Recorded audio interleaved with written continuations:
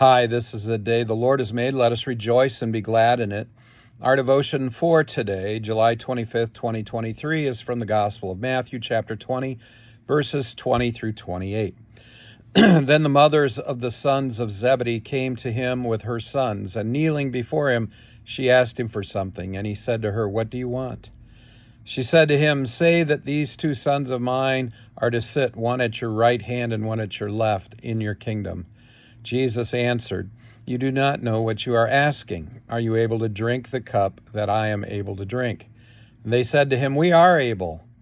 He said to them, "You will drink my cup, but to sit at my right hand and my left is not mine to grant, but it is for those for whom it has been prepared by my Father."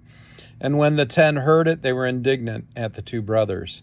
But Jesus called to them and said, "You know that the rulers of the Gentiles lord it over them, and their great ones exercise authority over them. It shall not be so among you, for whoever would be great among you must be your servant, and whoever would be first among you must be your slave, even as the Son of Man came not to be served, but to serve, and to give his life as a ransom for many."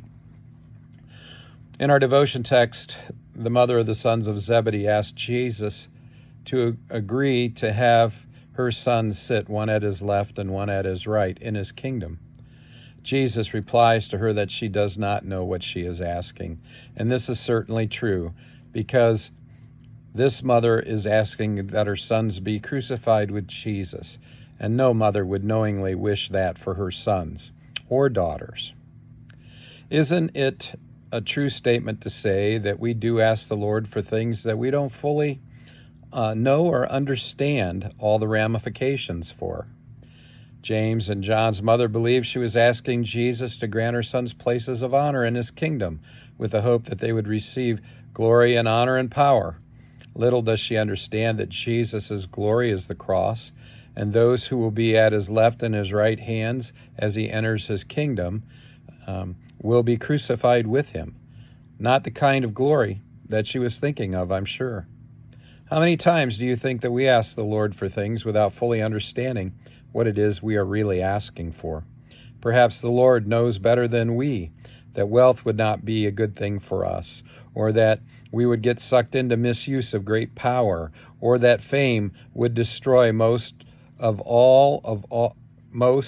all of our relationships in life.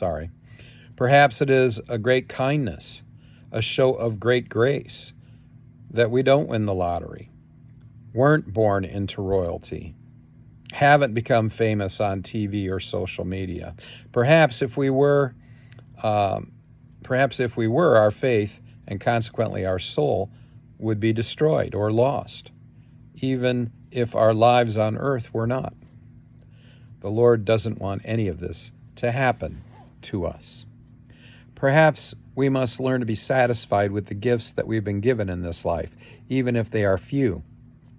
The Lord has picked them out especially for us. As this devotion text reminds us, we are called to serve and not be served, just as Jesus came to serve and not be served. Let us be satisfied then to serve wherever the Lord calls us and in whatever capacity he calls us. And let us recognize that any seat at the table of the Lord's is more than we deserve, and given only by grace to us from the Lord, who calls us into faith in him.